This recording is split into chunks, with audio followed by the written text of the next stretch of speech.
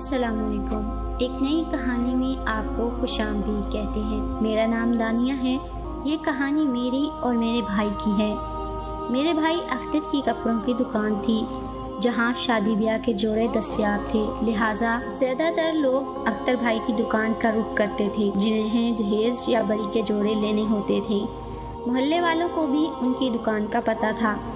کسی کے گھر میں شادی ہونے والی ہوتی تو خواتین اختر بھائی کی دکان پر خریداری کے لیے جانا پسند کرتی تھیں، کیونکہ وہ نہ صرف خوش اخلاق تھے بلکہ لحاظ دار بھی تھے۔ اپنے محلے والوں کے ساتھ قیمت میں رعایت کر دیتے تھے۔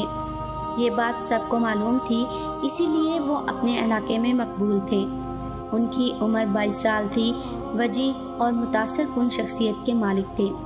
والدہ نے ان کے لیے رشتہ داروں میں کئی لڑکیاں دیکھیں۔ اختر بھائی انکار کر دیتے، انہیں کوئی لڑکی پسند ہی نہ آتی تھی۔ ایک دن ایک لڑکی ان کی دکان پر آئی۔ اس نے کچھ کپڑے خریدے۔ پہلی بار کوئی لڑکی میرے بھائی کو پسند آئی، مگر وہ اس کے بارے میں کچھ نہیں جانتے تھے، کون ہے اور کہاں رہتی ہے۔ 2-4 روز بعد وہ دوبارہ آئی، کچھ دوپٹے خریدے، شاید اس کے گھر میں کسی کی شادی تھی۔ اس بار وہ ایسی بنی سنوری ہوئی تھی کہ اختر اس پر مر مٹے۔ جو ہی وہ خریداری کر کے دکان سے باہر نکلی، انہوں نے اپنے ملازم سے کہا، اس کے پیچھے جاؤ، دیکھو کہاں رہتی ہے۔ ملازم حکم کا غلام تھا۔ وہ موٹر سائیکل پر لڑکی کے پیچھے چلا، مگر یہ کیا، وہ قریبی محلے سے آئی تھی اور یہ محلہ ہمارا اپنا تھا۔ ملازم بھی اسی محلے کا رہائشی تھا۔ اس نے دیکھا لڑکی ایک گھر کے اندر چلی گئی ہے۔ اس نے واپس آ کر بتایا، اختر بھائی، وہ لڑکی ہمارے ہی محلے میں رہتی ہے، عابد صاحب کے برابر والا مکان جو برائے فروخت تھا۔ یہ لوگ وہاں آ بسے ہیں، شاید انہوں نے گھر خرید لیا ہے۔ یہ بات درست تھی۔ عابد ہمارے ماموں تھے جو ہمارے گھر سے اگلی گلی کے ایک مکان میں رہتے تھے، اور ان کے گھر کے برابر والا مکان 1 سال سے خالی پڑا تھا جو برائے فروخت تھا، اور اب اس پہ نئے لوگ آ بسے تھے۔ ایک روز ممانی کے ہمراہ میں اور امی ان کے گھر گئے۔ وہ لڑکی ہم لوگوں سے بہت اخلاق سے ملی۔ اس کا نام ندا تھا۔ اس نے بتایا وہ سال دوم کی طالبہ ہے۔ اس کے بھائی کی شادی عنقریب ہونے والی تھی، تبھی وہ اختر بھائی کی دکان سے شادی کے جوڑوں کی خریداری کرنے گئی تھی۔ اس کی ماں بھی بہت ملنسار تھی، ہم لوگوں کی خوب آؤ بھگت کی، غرض ہم ان نئے پڑوسیوں کے بارے میں بہت اچھا تاثر لے کر گھر آئے۔ اختر بھائی کو معلوم نہ تھا ہم ندا کے گھر ہو کے آئے ہیں۔ ایک دن دکان پر جاتے ہوئے انہوں نے ندا کو گھر سے نکلتے دیکھ لیا۔ وہ کالج جا رہی تھی۔ اب انہیں علم ہو چکا تھا وہ کس وقت گھر سے نکلتی ہیں۔ یہ گھڑی دیکھتے رہے اور ٹھیک ندا کے ٹائم پر اپنی دہلیز پار کرتے، اور اس طرح دکان پر جاتے ہوئے وہ ہر صبح اس کا دیدار کر لیتے۔ دن گزرتے گئے، ندا کی پڑھائی ختم ہو گئی اور وہ گھر بیٹھ گئی۔ اب وہ کالج جانے کے لیے مقررہ وقت پر گھر سے نہیں نکلتی تھی۔ اس کا دیدار کیوں کر ہوتا؟ اختر بھائی روز صبح دکان جاتے ہوئے سانسیں روکے اس کے گھر کے دروازے کو دیکھتے جو بند ہی رہتا، پھر ٹھنڈی سانس بھر کے آگے بڑھ جاتے۔ ہم سب نے محسوس کیا اختر بھائی کو چپ سی لگ گئی ہے۔ امی نے بیٹے کی اداسی کو محسوس کیا تو پوچھا، کیا بات ہے بیٹے، کیوں پریشان رہتی ہو؟ بیٹے نے جواب نہ دیا، ماں کے سوال کو ٹال دیا، بس اتنا کہا، آج کل کاروبار مندا جا رہا ہے۔ ایک روز امی نے پھر ذرا چھیڑ دیا کہ اختر، عمر نکلتی جا رہی ہے، کب شادی کرو گے؟ کیا اس وقت جب سر کے بال سفید ہو جائیں گے تمہارے؟ کتنی لڑکیاں دیکھی ہیں تمہارے لیے، تمہیں کوئی پسند ہی نہیں آتی؟ اب دیکھیں پسند آئے گی تو میں انکار نہ کروں گی، کوئی ہے تو بتا، میں سر کے بل جاؤں گی۔ اختر بھائی نے ٹھنڈی سانس لے کر کہا، سبحان صاحب کے گھر جا کر لڑکی دیکھ آئیں۔ وہ بھائی کی بات سن کر کچھ دیر کے لیے تو ساکت ہو گئی، پھر بولی، ان کے گھر جا چکی ہوں، ندا کو بھی دیکھا ہے، اچھی لڑکی ہے، مگر نئے لوگ ہیں اور بالکل غیر ہیں، سمجھ میں نہیں آ رہا رشتے کی بات کیسے کروں۔ بہرحال بیٹے کی خوشی اسی میں مضمر ہے۔ انہوں نے ہمت کی اور سبحان صاحب کے گھر ان کی بیٹی ندا کا رشتہ اختر بھائی کے لیے طلب کرنے چلی گئی۔ وہاں سے انکار ہوا تو مایوس ہو کر لوٹ آئیں۔ اختر بھائی دکان سے آئے تو والدہ سے پوچھنے لگے، کیا جواب ملا امی؟ والدہ نے بتا دیا، انکار کر دیا ہے انہوں نے۔ بھائی یکدم خاموش ہو گئے، ایسی چپ سادی کہ کسی سے بات کرتے تھے اور نہ ہنسی مذاق۔ ہنسی مذاق تو کیا، 10 بار سوال کرو تو ایک منہ میں جواب ملتا تھا، جیسے ندا کے گھر والوں کا انکار ان کی زندگی کا روگ بن گیا تھا۔ چند دن گزرے کہ ندا کے گھر سے مٹھائی کا ڈبہ آ گیا۔ اس کا رشتہ طے ہو گیا تھا۔ میں یہ دیکھنے گئی کہ وہ خوش ہے کہ نہیں۔ وہ بہت خوش تھی، جیسے اسے اس کی خواہش کے مطابق جیون ساتھی مل گیا ہو۔ اس کا ہونے والا جیون ساتھی تعلیم یافتہ اور بیرون ملک سے خوب دولت کما کر لوٹا تھا۔ میں نے اختر بھائی کو سمجھایا ندا کی شادی کی تاریخ رکھی جا چکی ہے، لہٰذا اب وہ اس کا خیال دل سے نکال دے۔ اس کا منگیتر اس کا کزن بھی ہے، ان کا آپس کا رشتہ ہے اور بچپن سے اس کی بات طے ہو چکی تھی۔ ایسے معاملات میں ہم کچھ نہیں کر سکتے۔ دنیا میں ندا سے زیادہ اچھی اور خوبصورت لڑکیاں موجود ہیں، ہم کسی اور اچھی لڑکی کو تلاش کر لیں گے۔ شادی تو نصیبوں کی بات ہے، ایسے میں دل کو غم لگانے سے کیا ہوگا؟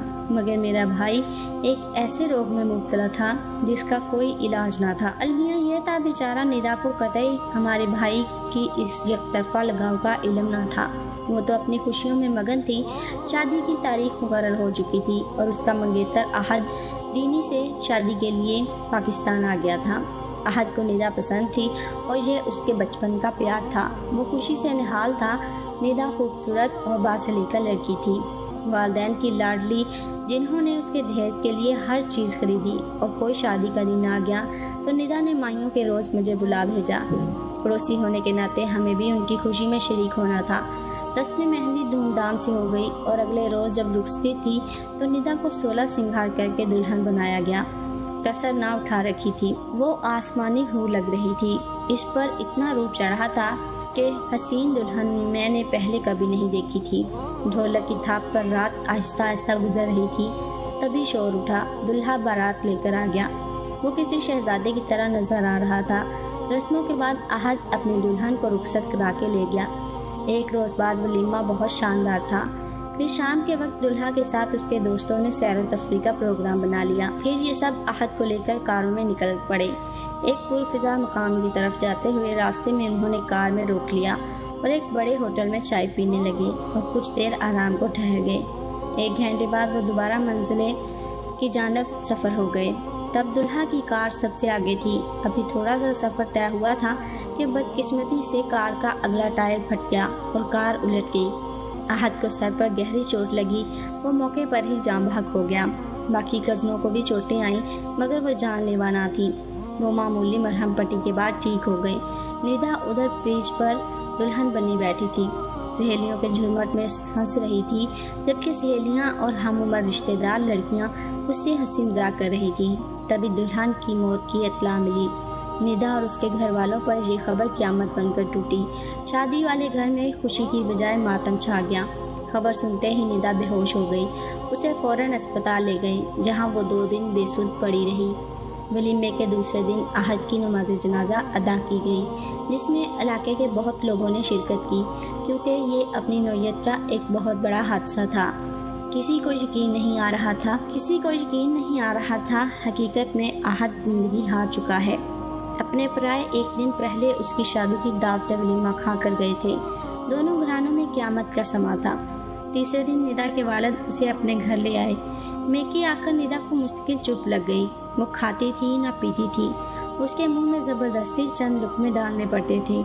وہ گھر میں کسی سے بات نہ کرتی تھی۔ میں اور امی تعزیت کے لیے گئے تو ہم سے اس کا غم دیکھا نہ گیا۔ دعا کی اللہ اسے یہ غم سہنے کا حوصلہ دے اور اللہ تعالیٰ کسی کی بیٹی کو ایسا غم نہ دکھائے۔ میرا بس نہیں چلتا تھا کیسے اس کا دکھ بانٹ لوں۔ جب اختر بھائی کو بتایا تو انہیں اور زیادہ دکھ ہوا، مگر موت کا کسی کے پاس کیا علاج۔